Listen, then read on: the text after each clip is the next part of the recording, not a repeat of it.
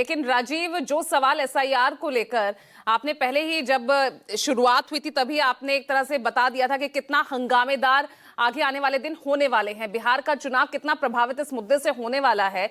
अब विपक्ष एकजुट दिख रहा है। उधर सुप्रीम कोर्ट ने चुनाव आयोग के उस 65 लाख जो वोट कटे हैं उनका पूरा जो है ब्यौरा देने के निर्देश दे दिए हैं। 9 अगस्त तक का टाइम दिया गया है। ये एसआईआर क्या वाकई आने वाले दिनों में सत्ता पक्ष के लिए या चुनाव आयोग के लिए एक सिरदर्द बन सकता है?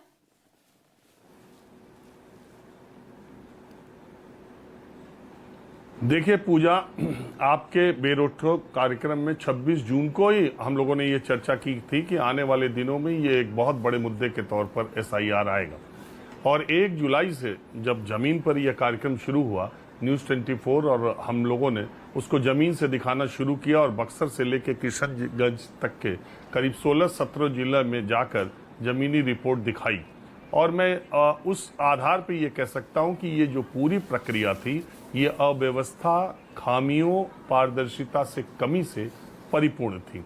और कहीं भी जिसको कहते हैं कोटा पूरा करने वाला काम, एसआईआर में यही काम हुआ। ये कार्यक्रम देख रहे बिहार के सारे वो लोग जानते हैं कि मैं बात सच बोल रहा हूँ। 7 करोड़ 90 लाख मतदाताओं में कितने मतदाताओं के घर बीएलओज गए और कितने मतदाताओं ने अपने से फॉर्म भरा, अपने से साइन किया और बीएलओ दूसरी बार जाकर के ले आए, वो सारे बिहार के लोग जानते हैं कितने प्रतिशत इस तरह से कार्रवाई हुई। तो कार्रवाई जैसे हुई, नतीजे भी वैसे ही आए। जहां तक बात यह है, 2 बातें इंपॉर्टेंट है। विपक्ष का ये कहना कि संसद में इस पर चर्चा होनी चाहिए, सरकार का ये कहना कि चुनाव आयोग की तरफ से जवाब कौन देगा।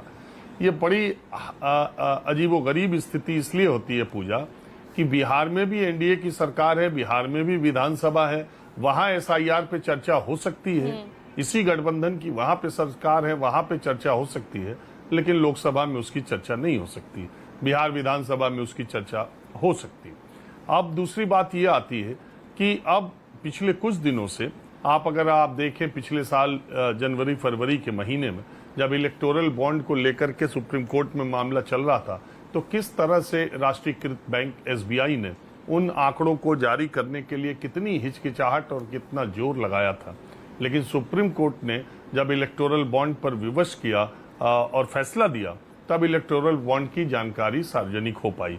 ठीक उसी तरह से चुनाव आयोग ने ड्राफ्ट रिपोर्ट तो 1 अगस्त को जारी कर दी, लेकिन उसने ये तो बता दिया कि 65 लाख लोगों में इतने लोग पलायन हैं, इतने लोग मृतक हैं, लेकिन वो कहाँ के हैं, कौन है और किस निर्वाचन क्षेत्रों के हैं, कितने हैं, ये आंकड़ा वो नहीं दे पा रहा था। कल की सुप्रीम कोर्ट की सुनवाई में सुप्रीम कोर्ट ने इलेक्शन कमीशन से साफ साफ कहा है कि आप 9 अगस्त तक उन 65 लाख लोगों की सूची दें और इसके अलावा एडीआर जो एजेंसी है उसको भी एक प्रति मुहैया कराई जाए। अब असली खेला तब समझ में आएगा जब 9 अगस्त के बाद ये 65 लाख लोगों के नाम जब सार्वजनिक होंगे और पब्लिक डोमेन में आएंगे, तब पता चलेगा कि इसमें से कितने लोग वास्तव में पलायन किए हुए हैं और कितने लोग मरे। और दूसरी बात यह है कि अगर आप आज के मतदाताओं की संख्या के लिहाज से 2-3 जो इसमें इंपॉर्टेंट बातें हैं, अगर आप देखें तो ये 10% के आसपास आंकड़ा आता है। 7 करोड़ 90 लाख का 65 लाख 10% से थोड़ा कम है।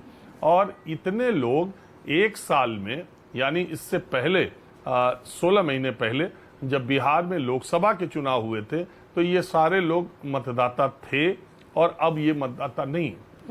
इतने ही दिनों में इनका पलायन हुआ है अगर, और इतने ही दिनों में मौत हुई है अगर, तो क्या बिहार सरकार के आंकड़ों में भी इतनी मौतें एक साल में दर्ज है?